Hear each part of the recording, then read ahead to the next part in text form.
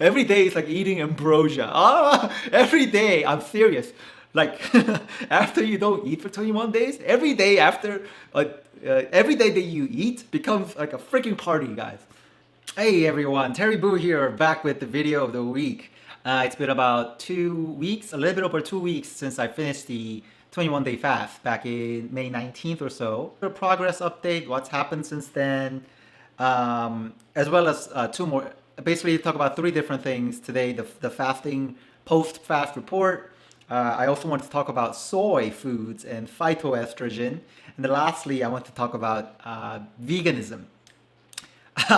So pretty serious topics, but let's make it light, keep it light. And so the post-fast update.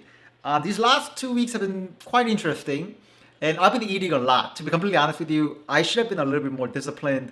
Just like last time, I am having a little bit of a yo-yo effect. But frankly, I didn't gain back all the weight, although my body fat is up quite a lot, but it's still less than where I was before I did the fast.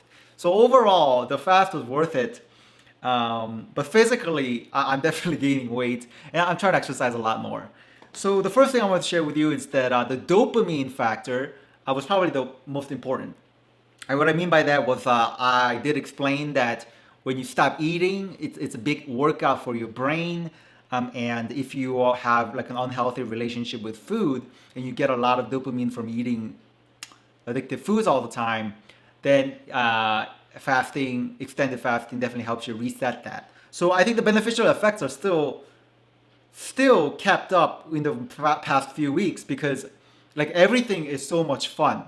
And as you might be familiar, dopamine is associated with our sense of motivation, sense of like wanting to do things, accomplish things, and fun is associated with that as well.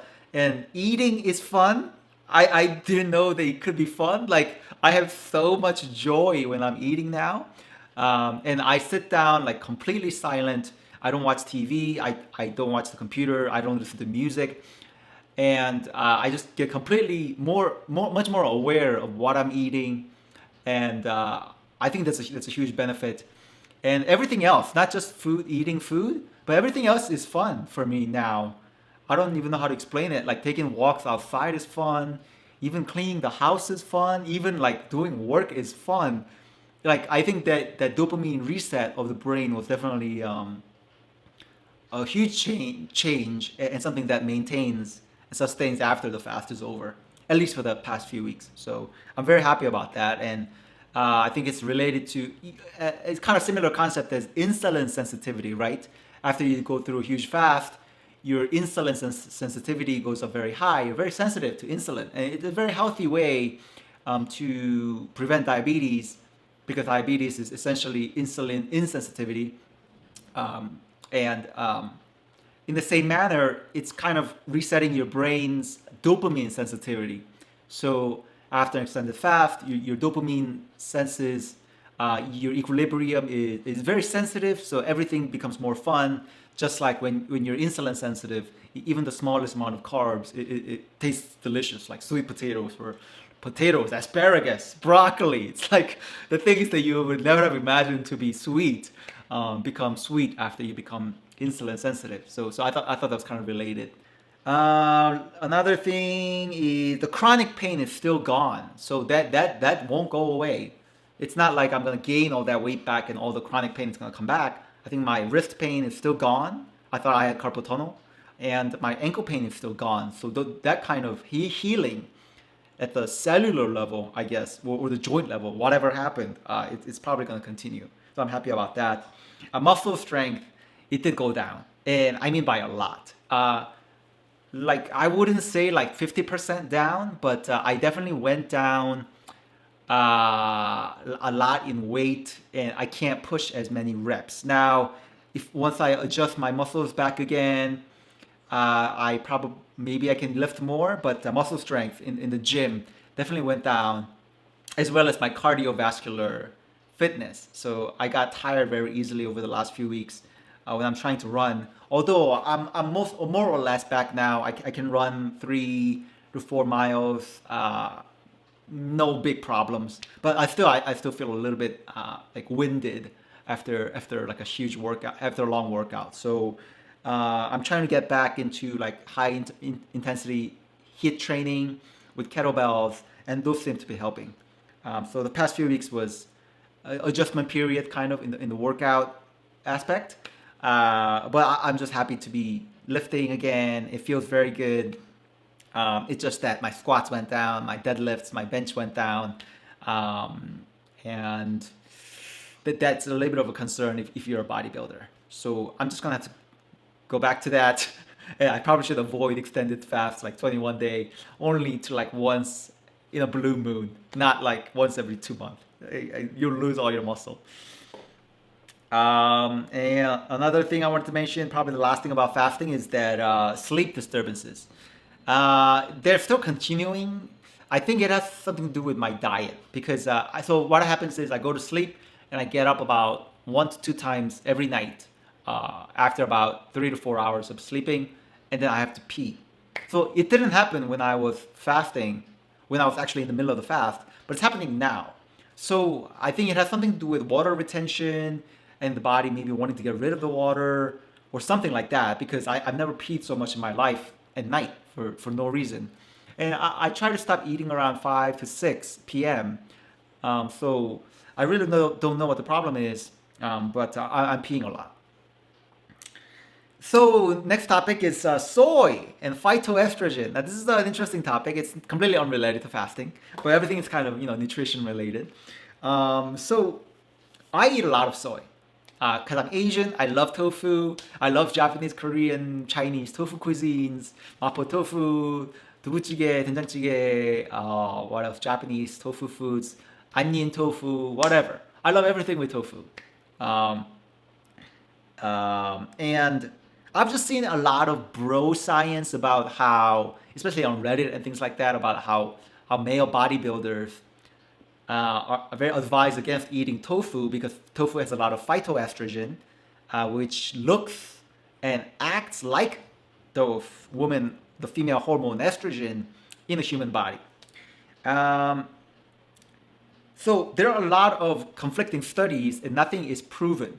So just because phytoestrogen in soy or anything else, flaxseed, for example, there's a lot of phytoestrogen in different kinds of foods, and there's a lot of bro science. People just saying, hey, don't eat this if you want to be a bodybuilder because you will develop man boobs and you'll gain a lot of estrogen. That's not true. If that was true, then all over rural Japan or rural China or rural Korea, where they eat tons and tons of soy products, miso, tofu, everything, all the men would be carrying jugs of man boobs, and just huge, like become like completely indistinguishable from women because of so much phytoestrogen. That's not what happens. In places like, I think, Okinawa in Japan, and whenever the diet is rich in soy, you see a huge reduction in breast cancer, prostate cancer, hormone-dependent cancers. And not only that, they don't have man boobs. Many of them are in the rural areas, are just like very fit, thin, like farmer types. So I want you to go see them for yourself because their diet is very, very rich in soy. So you don't. I mean, there are Asian men with man boobs, obviously, because sometimes they get fat. But being fat is another problem. But soy, especially if it's GMO free, I have a theory that most of the problems that come from eating soy come from the fact that it's GMO, especially U.S. soy, rather than the phytoestrogen being the problem. I want people to do an experiment where you compare people who eat non-GMO soy versus GMO soy and see if the GMO soy people have man boobs, the male, what do you call it? The test cases. I have a feeling that the GMO soy will cause man boobs because it causes weird dangers at this genetic level. So I wouldn't be surprised if it messes with your genetics to become more woman-like. But I'm a huge opponent of GMO foods, so that's why I'm getting so upset about this. So that's what I'm telling, because I'm telling you, for 1,000 years or more, Asian cultures have been eating soy and soy-based products, and now you're saying that we have more estrogen in our bloods. Okay, I'm probably more fit than you, first of all, but I don't have man boobs at all. So what? Where's the relationship? Do you think I'm an exception, or do you think you're wrong? That's what I'm saying. Phytoestrogen and soy and miso, these are some of the healthiest things that you can be eating. Now, if you overdo it, I'm sure some kind of balance issue happens there. If you overdo it, maybe like tons and tons of tofu every day, maybe that phytoestrogen will. If you do that with any food, you're gonna get sick or something will go wrong. So don't do that. But soy milk, especially organic kinds, soy, tofu, I highly recommend it. If you're vegan, probably have no choice but to get all that protein from soy or edamame. You just have to be careful. Just non-GMO. That's just my opinion. You can look up other researchers that say otherwise, but all I'm saying is from thousands of years of history and my first-hand observation, soy does not cause man boobs unless perhaps if it's GMO soy, maybe it does. That's all. I just want to throw that out there because that was making me so mad. Man boob soy, give me a break. Go to Okinawa and see all the fit people out there, man. Veganism. All right, I just want to end on this. It's already too long. Now, some of you already know that I am vegan. I started with a veganuary, right? The veganuary movement last year, 2020, and I loved it so much that I just wanted to make it full lifestyle. So it's been about 2 years now, and well, 1.5, I guess. It's amazing. I feel better. I don't miss meat. Sometimes I get sick when I try to eat too much meat or dairy now. But, you know, and one thing I want to add is that apparently eating eggs is more sustainable, a little bit more, better than eating a lot of cheese. So I do cheat a lot. So once a year, I treat myself to this thing called knafa, which is this Middle Eastern dessert with cheese. It's so good. I had it yesterday. And I can't eat it the rest of the year. But I feel a little guilty about it. So I might give myself eggs as a treat, like once in a blue moon, but no more cheese for me. But anyways, apparently, but you know, I'm trying to be a little bit more flexible. Like if I go to a farm and they're throwing away a bunch of eggs because they're gonna throw them away for some reason, I'm gonna eat those eggs. They taste good, and if they're gonna throw them away, that's even less sustainable. So I think some vegans, so people make it very, very like rigid. And you can't eat it, never, ever, before you die. But I don't think that's true. Especially, I think you need to be flexible when the world is changing because apparently there's going to be like an insect problem, right? Like cicadas, I don't know how you pronounce it. The bugs, there's going to be a whole bunch of bugs that's going to be edible. So if you're vegan, you're not supposed to eat living things, so you can't eat bugs. But I mean, apparently insects are a very healthy source of protein, and Koreans eat like bandechige, what is it? Bandegi, not bandechige, excuse me. Bandegi and things like that. So I don't know, eating insects might not be a bad idea. But basically what I wanted to say is that the millennials and Gen Zs are leading the way when it comes to veganism. So apparently they did a study last year about 1/3, like 30% of all millennials and Gen Zs, although Gen Zs are a little bit more plant-based, want to be meat-free by the end of 2021. So that's 1/3. That's also almost 1/3. I think that's amazing. And meat-free meaning either vegan, vegetarian, or pescatarian.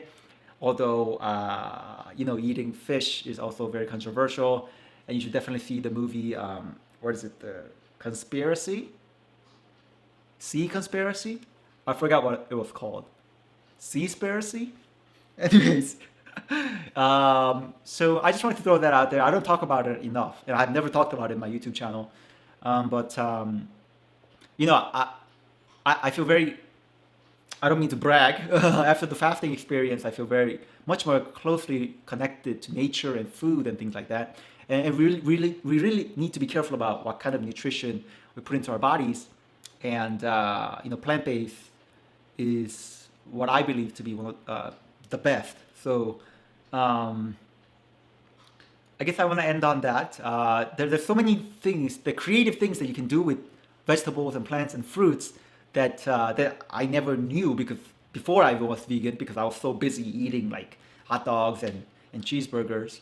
But there's so many creative recipes that we can do with vegan cooking and vegetarian cooking that I didn't even know that I'm just discovering every day. Tastes so good.